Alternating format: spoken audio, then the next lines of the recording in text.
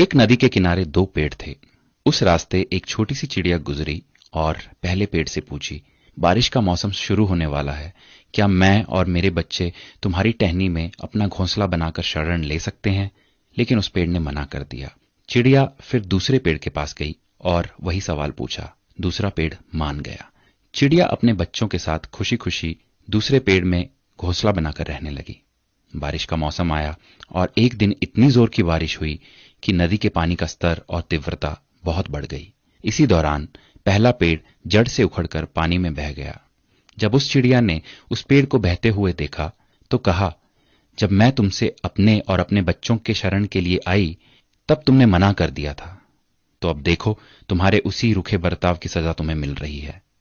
जिसका उत्तर पेड़ ने मुस्कुराते हुए दिया, मैं जानता था कि मेरी जड़ें काफी कमजोर हैं और इस वर्ष की बारिश में मैं टिक नहीं पाऊंगा। मैं तुम्हारी और बच्चों की जान खतरे में नहीं डालना चाहता था। मना करने के लिए मुझे क्षमा कर दो। और ये कहते कहते पेड़ बह गया। किसी के इनकार को हमेशा उनकी कठोरता ना समझिए। क्या पता उनके उसी इनकार से आपका भला हो। कौन किस परिस्थिति में है हम शायद उसे ना समझ पाएं। इसलिए किसी के चरित्र और उनकी शैली को उनके वर्तमान व्यवहार से ना तोलें। प्रभु भी यही कहते हैं कि एक मनुष्य दूसरे की सोच और विचार को नहीं समझ सकता। स्वयं प्रभु ही है जो मनुष्य को उसके हृदय से जांचता है, ना कि उसके रूप से।